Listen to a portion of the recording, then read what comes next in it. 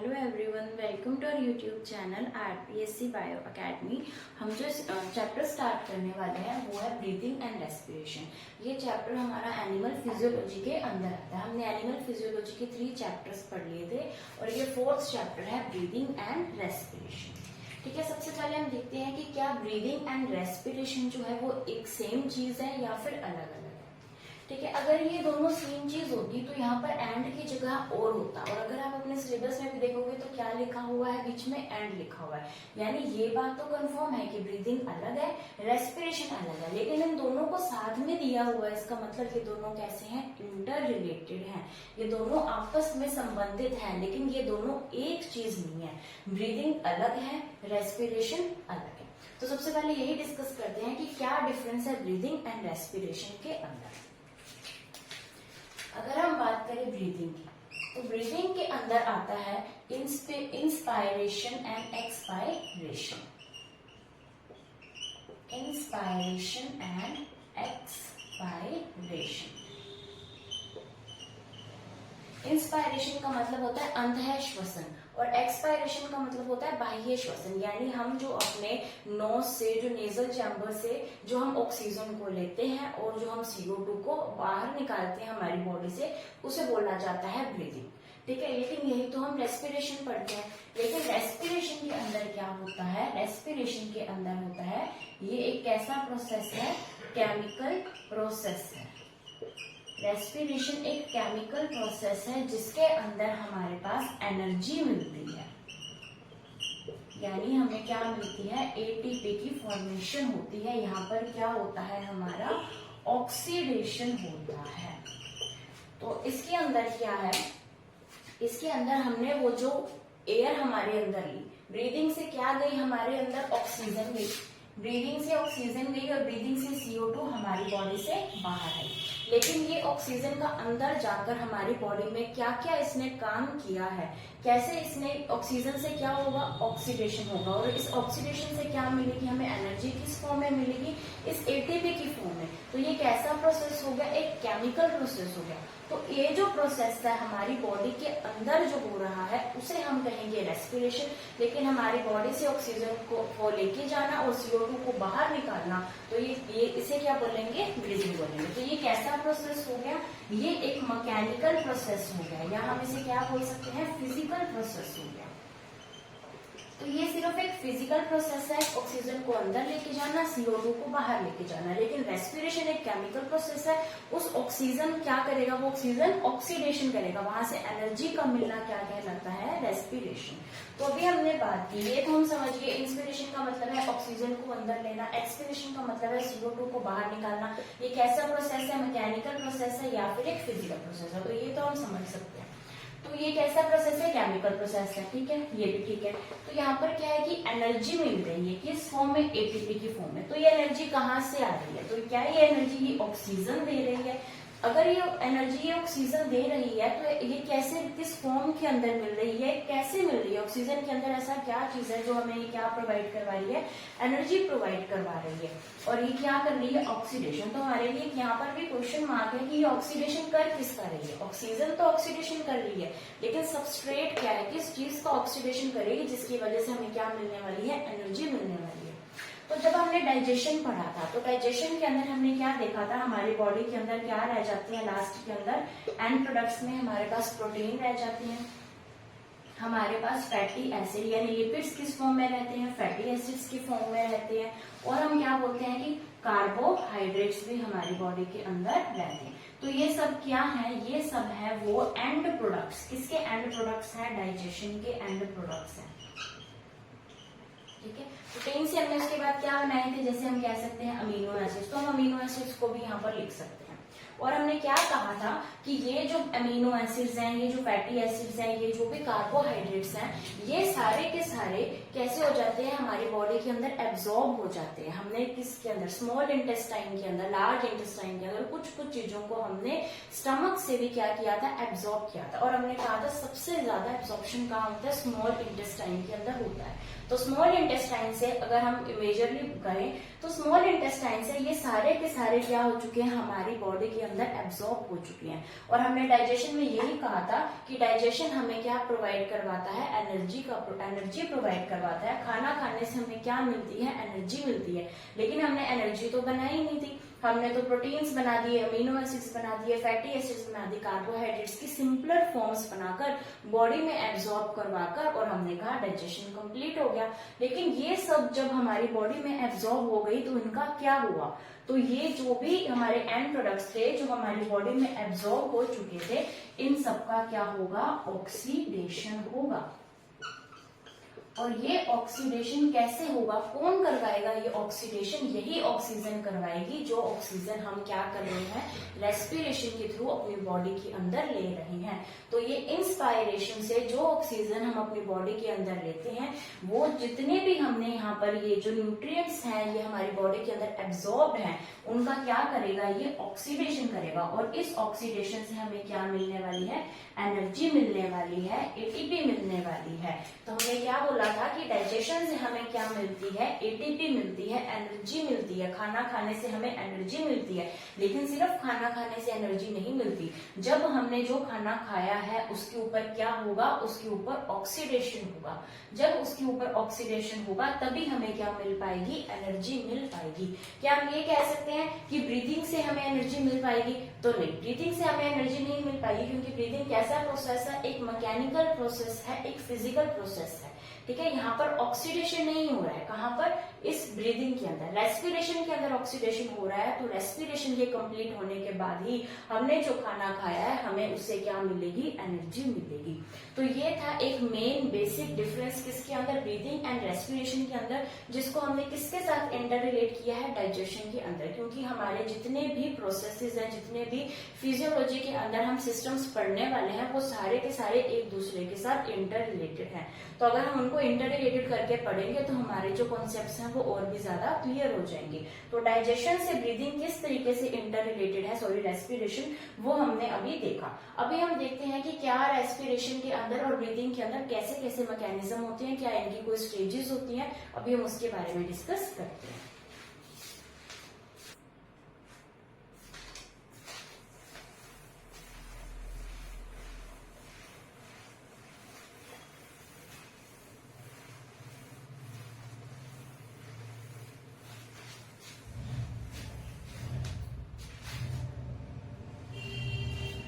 देखते हैं रेस्पिरेशन की स्टेजेस। क्या देखने वाले हैं, स्टेजेस ऑफ रेस्पिरेशन।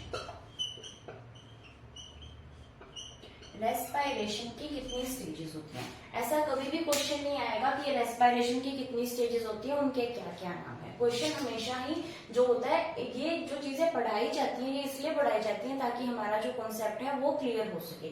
तो ये भी जो हम डिस्कस कर रहे हैं इनसे कभी क्वेश्चंस बनते नहीं है। ठीक है, तो अगर हम बात करें स्टेजेस ऑफ रेस्पिरेशन की, तो अगर हम फर्स्ट स्टेज की बात करें तो वो होती है एक्सटर्नल रेस्पिरेशन।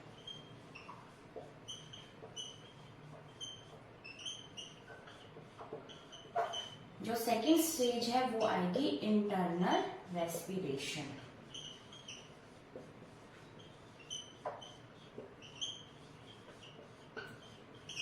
और जो थर्ड स्टेज आएगी वो आएगी सेलुलर रेस्पिरेशन। यानी कितनी स्टेजेस हो गई, 3 स्टेजेस हो गई किसकी, रेस्पिरेशन की। तो रेस्पिरेशन की हमारे सामने 3 स्टेजेस है, external respiration, internal respiration and cellular respiration. External respiration का क्या मतलब है, एक्सटर्नल रेस्पिरेशन का मतलब है ऑक्सीजन को हमारी बॉडी के अंदर लेना और CO2 को हमारी बॉडी के अंदर बाहर निकालना। हमारी बॉडी से CO2 को बाहर निकालना, बॉडी में ऑक्सीजन को लेना। तो ये क्या होगा, एक्सटर्नल रेस्पिरेशन, जिसे हम क्या बोलते हैं, जिसे हमने अभी क्या बोला था, ब्रीदिंग। तो ब्रीदिंग क्या है, ब्रीदिंग को हम क्या बोल सकते हैं, एक्सटर्नल रेस्पिरेशन बोल सकते हैं। यानी हम ये चीज बोल सकते हैं कि breathing is a part of respiration. ठीक है, लेकिन रेस्पिरेशन तो हम देखते हैं प्लांट्स में भी होता है, तो प्लांट्स के अंदर थोड़ी इस तरीके से ब्रीदिंग होती है ना। तो breathing is a part of respiration. ठीक है, उसके बाद हम बात करते हैं इंटरनल रेस्पिरेशन की। तो इंटरनल रेस्पिरेशन के अंदर क्या होता है, इंटरनल रेस्पिरेशन के अंदर हमने ये जो ऑक्सीजन ली है, इन ऑक्सीजन को कहाँ तक पहुंचाना है, सेल तक पहुंचाना है। इस ऑक्सीजन को सेल तक पहुंचाना क्या कहलाता है? इंटरनल रेस्पिरेशन कहलाता है। तो अभी जो ऑक्सीजन है, ऑक्सीजन हमने कहा कैसे ली? नोज से हमने ऑक्सीजन को इनटेक किया। अब ये ऑक्सीजन कहाँ जाएगी? हमारी ट्रैकिया के अंदर जाएगी, ट्रैकिया से हमारे लंग्स के अंदर जाएगी, लंग्स से हमारी एल्वियोलाई के अंदर जाएगी, और एल्वियोलाई के अंदर क्या प्रेजेंट है? अगर हम बात करें इस तरीके से ट्रैकिया है, ट्रैकिया से ये हम क्या कह सकते हैं? एक रफ डायग्राम बनाया जा रहा है यहाँ पर। तो यहाँ पर ब्रोंकियोल्स प्रेजेंट है और यहाँ पर क्या प्रेजेंट है? एल्वियोलाई प्रेजेंट है। तो ये जो एल्वियोलाई है इनके साथ यहाँ पर क्या होगा? यहाँ पर प्रेजेंट होगा ब्लड। तो ये क्या प्रेजेंट होगा? यहाँ पर ब्लड वेसल्स प्रेजेंट होगी, ब्लड कैपिलरी स्पेसिफिकली प्रेजेंट होंगी, और यहाँ पर क्या होगा? एक्सचेंज होगा गैसेस। तो अब जो ऑक्सीजन है वो कहाँ पहुंच जाएगी? हमारी ब्लड कैपिलरी के अंदर, और ब्लड कैपिलरी किसके अंदर जाएगी? ब्लड वेसल के अंदर। तो ये जो ब्लड वेसल्स है, ये ब्लड वेसल्स हमारी हर एक सेल, हर एक टिश्यू तक क्या पहुंचाएगी? ऑक्सीजन को पहुंचाएंगी। तो हमने ऑक्सीजन नोज से ली और वो ऑक्सीजन कहाँ पहुंच गई? हमारे बॉडी के हर एक सेल, हर एक टिश्यू के पास। किसके थ्रू? इस ब्लड के थ्रू। ब्लड के पास कैसे है? इसका हुआ एक्सचेंज ऑफ गैसेस। ठीक है। तो इंटरनल रेस्पिरेशन के अंदर हमने कहाँ पहुंचाई है? उसको सेल के अंदर, यानी हर एक बॉडी पार्ट के पास ऑक्सीजन को पहुंचाना क्या कहलाता है? इंटरनल रेस्पिरेशन कहलाता है। अब ये जो बॉडी के अंदर पहुंच चुकी है सेल के पास, तो सेल के अंदर क्या होगा? सेल के अंदर होगा ऑक्सीडेशन। तो सेल के अंदर जो प्रॉपर ऑक्सीडेशन होगा, जिससे हमें क्या मिलने वाली है? एनर्जी मिलने वाली है। तो उस स्पेसिफिक प्रोसेस को हम बोलेंगे सेलुलर रेस्पिरेशन। ठीक है। तो हमने रेस्पिरेशन को 3 पार्ट्स के अंदर डिवाइड किया। एक्सटर्नल रेस्पिरेशन, एक्सटर्नल रेस्पिरेशन को क्या बोला जाता है? ब्रीदिंग। यानी ब्रीदिंग किसका पार्ट है? एक रेस्पिरेशन का। लेकिन इसको हम किसके अंदर कह सकते हैं? ह्यूमंस के अंदर कह सकते हैं, एनिमल्स के अंदर हम इसको कह सकते हैं। तो क्या कहेंगे? ब्रीदिंग क्या किसका पार्ट है? रेस्पिरेशन का। इसे क्या बोला जाता है? External respiration. ऑक्सीजन को अपने बॉडी के अंदर लेना और CO2 को बॉडी से बाहर निकालना, जो कि एक कैसा प्रोसेस था? फिजिकल प्रोसेस था, मैकेनिकल प्रोसेस था। उसके बाद आएगा इंटरनल रेस्पिरेशन। इंटरनल रेस्पिरेशन के अंदर क्या हो रहा है? एक्सचेंज ऑफ गैसेस यहाँ पर हमें देखने को मिल रहा है। गैसेस का क्या हो रहा है? एक्सचेंज हो रहा है। O2 एंड CO2 एक्सचेंज हो रहे हैं। ऑक्सीजन ब्लड के अंदर जा रही है और यहाँ से जो CO2 है वो भी तो एल्वियोलाई के पास जाएगी। तो ऑक्सीजन ब्लड के अंदर आ रही है और ब्लड से कहाँ जा रही है? ईच एंड एवरी सेल के पास पहुंच रही है। और सेल के अंदर जो ऑक्सीडेशन हो रहा है, जो एनर्जी बन रही है, उसे हम क्या बोलेंगे? सेलुलर रेस्पिरेशन हम बोलेंगे। तो ये थी स्टेजेस ऑफ रेस्पिरेशन। अभी हम देखते हैं कि जो रेस्पिरेशन है इसका जो पाथवे है, किस तरीके से ये एक एक सेल के पास पहुंचती है, अभी हम उसको डिस्कस करते हैं।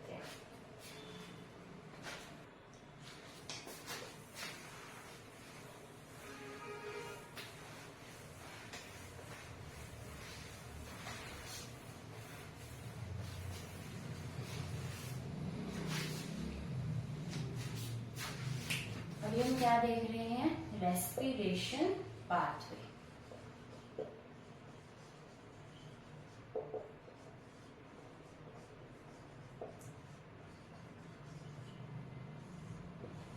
किस तरीके से जो ऑक्सीजन है वो हमारे सेल्स तक पहुंचती है, वो हमारे लंग्स तक कैसे पहुंचती है।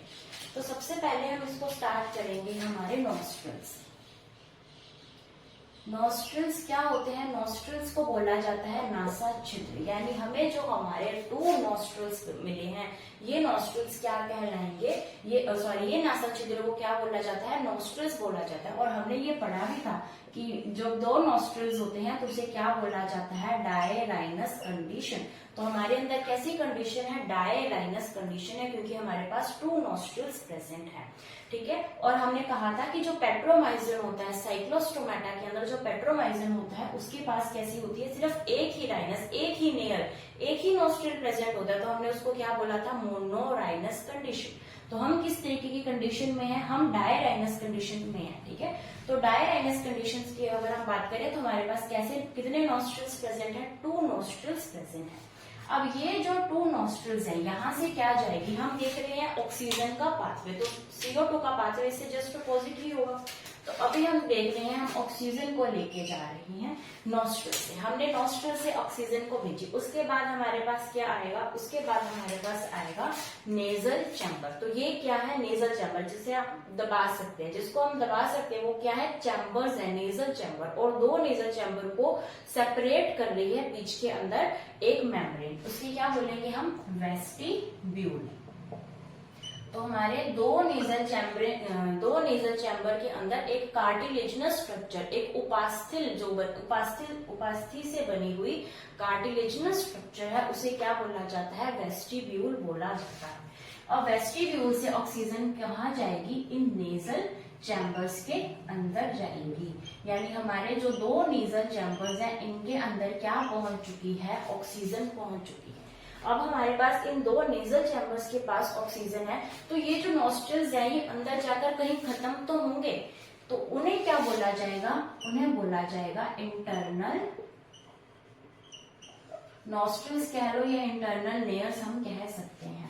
तो वो वाले छेद, यहाँ पर हमें दो विजिबल, हमें पोर्स या दो विजिबल छेद दिख रहे हैं, लेकिन वो अंदर जाकर कहीं तो खत्म होंगे, तो जहां पर वो एंड होंगे उसे क्या बोला जाता है, इंटरनल लेयर्स बोला जाता है। यानी नेजल चैम्बर्स कहाँ खत्म हो रहे हैं, इंटरनल लेयर्स के अंदर खत्म हो रहे हैं। उसके बाद ये कहाँ जाएंगे, उसके बाद जाएंगे फेरिंग्स के पास।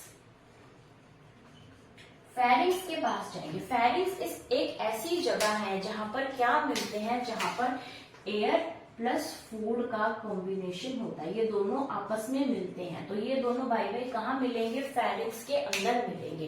फेरिंग्स के अंदर एयर यानी हमारा रेस्पिरेटरी ट्रैक, फूड यानी हमारा डाइजेस्टिव ट्रैक, ये दोनों ट्रैक कहाँ खुलते हैं, कहाँ मिलते हैं, इस फेरिंग्स के अंदर। यानी जब हमने डाइजेस्टिव सिस्टम पढ़ा था तब भी हमने फेरिंग्स पढ़ी थी, अब हम रेस्पिरेटरी सिस्टम पढ़ रहे हैं तब भी हम क्या पढ़ रहे हैं, फेरिंग्स पढ़ रहे हैं।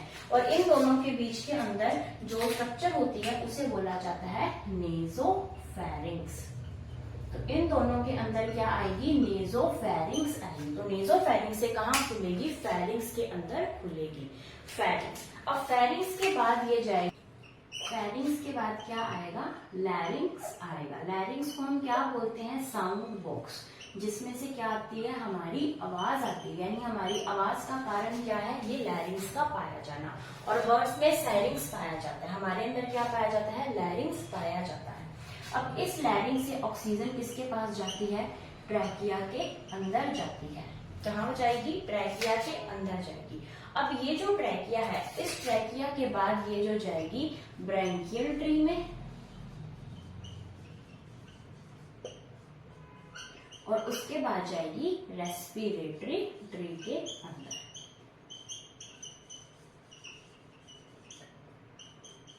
क्या है ये ब्रैंकियल ट्री, क्या है ये रेस्पिरेटरी ट्री, हम डिस्कस करने वाले हैं।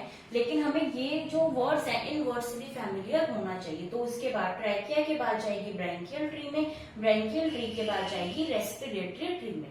तो ये कैसा पाथवे है, रेस्पिरेशन का हमने पाथवे देखा कि किस तरीके से ऑक्सीजन जो है वो हमारी सेल्स के पास पहुंच रही है।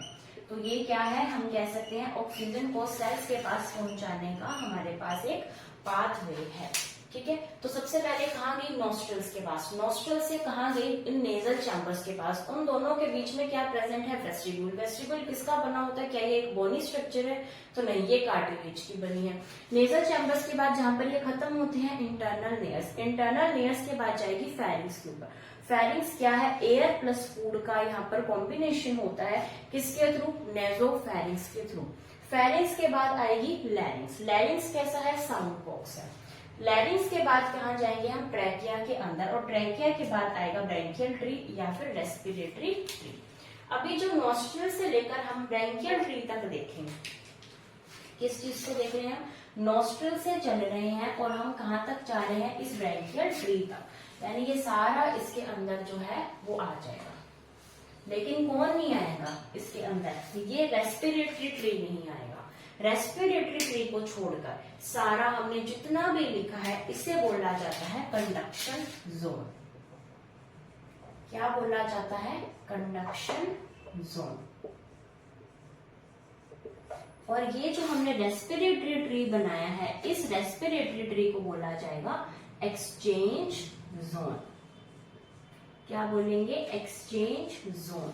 तो conduction zone and exchange zone, दो जोन के अंदर हमने रेस्पिरेटरी पाथवे को डिवाइड कर लिया। कंडक्शन जोन का मतलब है कि यहाँ पर हम क्या कंडक्ट कर रहे हैं, ऑक्सीजन को कंडक्ट, ऑक्सीजन का कंडक्शन, ऑक्सीजन का क्या हो रहा है, ट्रांसपोर्टेशन। लेकिन जो एक्सचेंज होगा, जो सेल्स के साथ इसका एक्सचेंज होगा, वो कहाँ होगा, इस रेस्पिरेटरी ट्री के अंदर एक्सचेंज हमें देखने को मिलेगा। तो ये कैसा था, कंडक्शन जोन। तो कंडक्शन जोन कहाँ तक आएगा, इस ब्रैंकियल ट्री तक आएगा, और जो रेस्पिरेटरी ट्री है वो किसके अंदर आएगा, एक्सचेंज जोन के पास आएगा। अभी हम जो है डिस्कस करते हैं कि जो कंडक्शन जोन है उसको प्रॉपरली हम क्या करते हैं, डिस्कस करते हैं।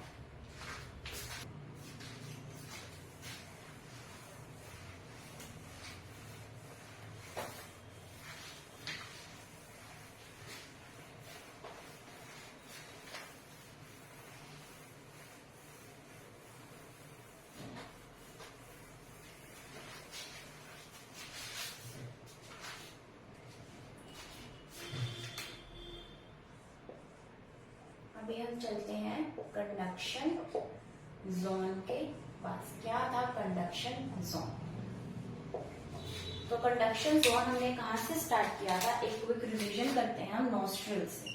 कहाँ से स्टार्ट किया था, नॉस्ट्रिल से। नॉस्ट्रिल्स के बाद क्या आए थे हमारे पास, नेजल चैम्बर्स आए थे। नेजल चैम्बर्स के बाद क्या आए थे, इंटरनल नेयर्स हमारे पास आए थे।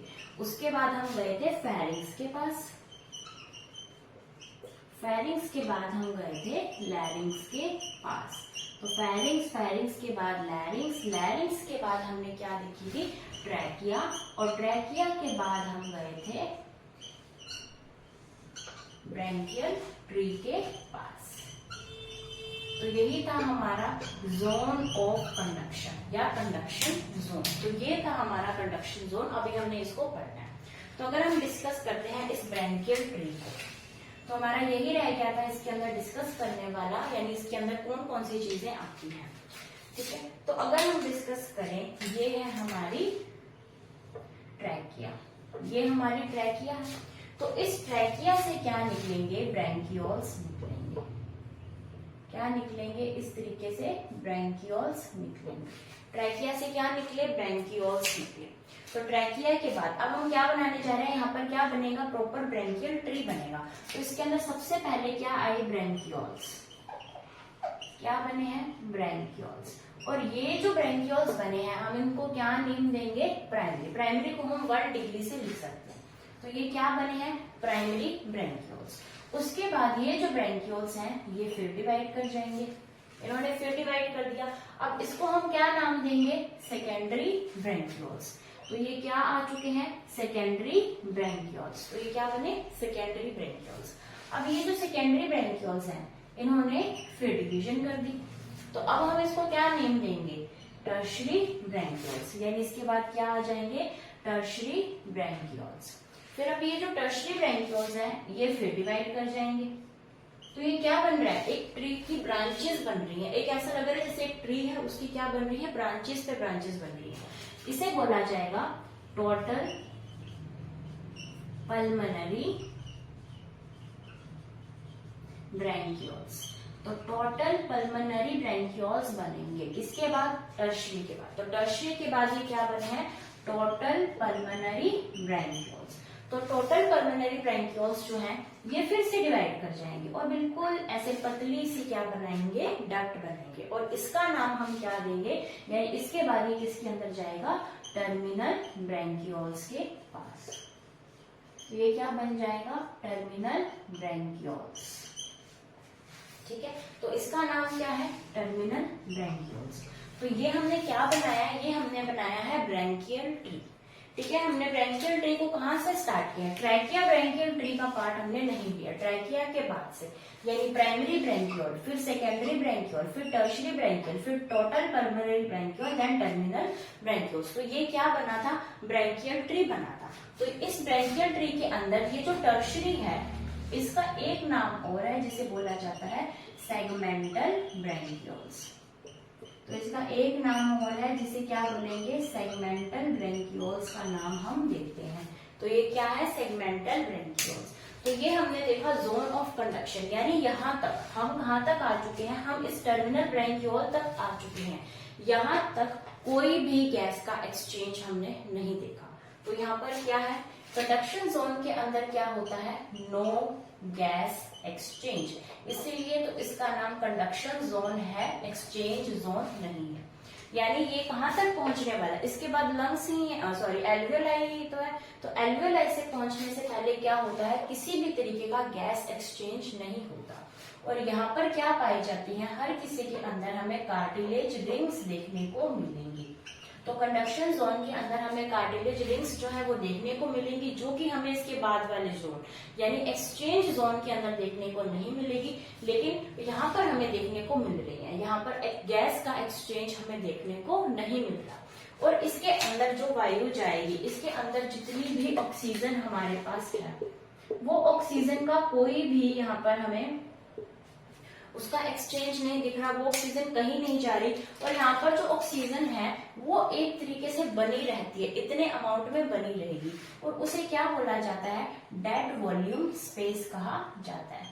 तो इसके अंदर जितनी भी जो है वॉल्यूम के अंदर जितनी स्पेस के अंदर यहाँ पर एयर प्रेजेंट है, इसको हम किसी भी वॉल्यूम के अंदर ऐड नहीं करेंगे। इसका मतलब है कि हम जब फ्यूचर के अंदर इसको 2-3 लेक्चर्स हम इसके कर लेंगे, फिर हम देखेंगे, फिर हम पढ़ने वाले हैं टाइडल वॉल्यूम।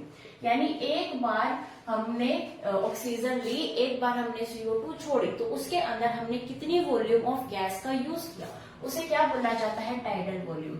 ऐसे ही करके हम बहुत सारी यहाँ पर जो है कैपेसिटी के बेस पर वॉल्यूम्स पढ़ने वाले हैं। जैसे मैंने क्या देखा यहाँ पर, टाइडल वॉल्यूम मैंने लिखा है, वैसे ही हम वॉल्यूम्स को पढ़ने वाले हैं। तो उस वॉल्यूम के अंदर हम किसी भी वॉल्यूम के अंदर डेड वॉल्यूम स्पेस को ऐड नहीं करते। यानी यहाँ पर इस पूरे एरिया के अंदर जितनी भी ऑक्सीजन, जितनी भी एयर प्रेजेंट है, उस एयर को हम किसी भी वॉल्यूम के अंदर ऐड नहीं करेंगे।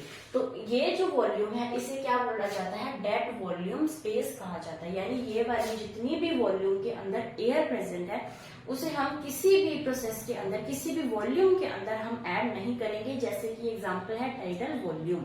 उसी तरीके से यहाँ पर और भी वॉल्यूम्स पढ़ने वाले हैं, जैसे कि रेसिडुअल वॉल्यूम। तो अभी हम इतने नेम्स नहीं लेंगे, अभी हम इसको बिल्कुल स्वीट एंड शॉर्ट रखने की कोशिश कर रहे हैं कि इसके अंदर हम कोई भी ये डेड वॉल्यूम स्पेस को ऐड नहीं करेंगे। तो हम इसको नहीं ऐड कर रहे, इसलिए इसको क्या बोला गया, डेड वॉल्यूम स्पेस, क्योंकि ये इतनी स्थिर जो है वो बनी रहती है। जैसे ही ऑक्सीजन आएगी, जितनी आएगी उतनी यूज हो जाएगी, तो इसके अंदर जो एयर है वो उतनी की उतनी स्थिर, स्टेबल बनी रहती है। तो इसलिए इसे क्या बोला जाता है, डेड वॉल्यूम स्पेस बोला जाता है। तो ये हमने क्या देखा, कंडक्शन जोन को देखा। तो कहां से स्टार्ट हुआ था, नॉस्ट्रिल्स के अंदर, नॉस्ट्रिल्स के बाद नेजल चैम्बर्स, फिर इंटरनल लेयर्स, फिर फेरिंग्स, फेरिंग्स के अंदर फूड एंड एयर दोनों मिलेंगे, फिर लैरिंग्स के बाद ट्रैकिया, और ट्रैकिया के बाद पहले प्राइमरी, फिर सेकेंडरी, फिर टर्शरी, फिर total pulmonary bronchioles and then terminal ब्रेंकियोल्स।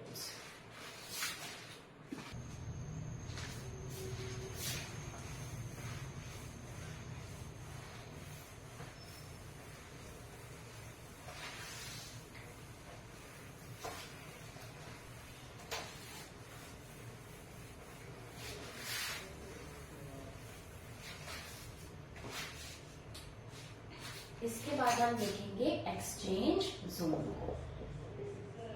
Exchange zone,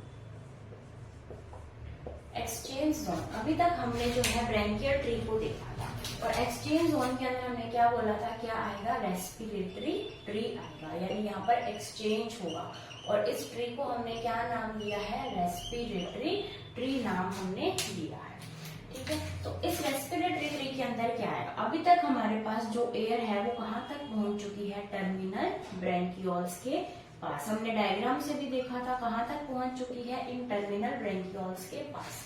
अब ये टर्मिनल ब्रैंकियोल से एयर जाएगी रेस्पिरेटरी ब्रैंकियोल्स के पास। ये भी उसके बाद आगे क्या होंगे, डिवाइड होंगे।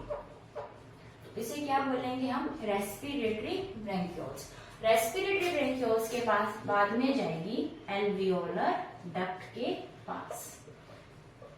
एल्वियोलर डक्ट के बाद जाएगी एट्रिया के पास। उसके बाद किसके पास जाएगी, एल्वियोलाई के पास। और एल्वियोलाई के पास आगे क्या है, यहाँ पर प्रेजेंट है ब्लड कैपिलरीज, जहां पर क्या जा रहा है, ब्लड जा रहा है, और यहाँ से क्या हो जाएगा, एक्सचेंज हो जाएगा। CO2 ऑक्सीजन दे दी जाएगी, CO2 ले ली जाएगी। तो यानी यहाँ से रेस्पिरेटरी ब्रेंकियोल से लेकर एल्वियोलाई तक ये हमारा क्या है, एक्सचेंज जोन है, जहां पर क्या हो रहा है, गैस का एक्सचेंज हो रहा है। गैस एक्सचेंज यहाँ पर हो रही है, इसलिए इसको क्या नाम दिया है, एक्सचेंज जोन नाम दिया है। तो हमने अभी तक कहाँ तक बनाया था कि ये हमारे यहाँ टर्मिनल ब्रेंकियोल। अब इस टर्मिनल ब्रेंकियोल के बाद ये फिर डिवाइड हो जाएंगे, और इस टर्मिनल ब्रेंकियोल के बाद क्या बनेंगे, रेस्पिरेटरी ब्रेंकियोल्स। तो ये क्या बनेंगे, रेस्पिरेटरी ब्रेंकियोल्स। उसके बाद ये फिर डिवाइड होगा, तो ये भी क्या बना रहा है, एक ट्री ही तो बना रहा है। तो ये क्या हो जाएगी, ये हो जाएगी एल्वियोलर डक्ट। तो ये बन जाएगी एल्वियोलर डक्ट, और उसके बाद ये जो एल्वियोलर डक्ट है वो इस तरीके से फिर डिवाइड हो जाएगी, और ये क्या बनाएगी, एट्रिया बनाएगी। और ये जो एट्रिया है, इस एट्रिया के ऊपर यहाँ पर क्या प्रेजेंट होंगे, एल्वियोलाई प्रेजेंट होंगे, या हम क्या कह सकते हैं, एल्वियोलाई सैक प्रेजेंट होंगे। तो इस तरीके से यहाँ पर एल्वियोलाई प्रेजेंट है। तो ये हमारे पास क्या आ चुकी है, एट्रिया, ये है एट्रिया, और ये क्या है, हमारे एल्वियोलाई। तो हमारे लंग्स की स्ट्रक्चरल एंड फंक्शनल यूनिट क्या है, ये एल्वियोलाई है, क्योंकि पूरे के पूरे लंग्स को कौन बना रही है, ये एल्वियोलाई ही बना रही है।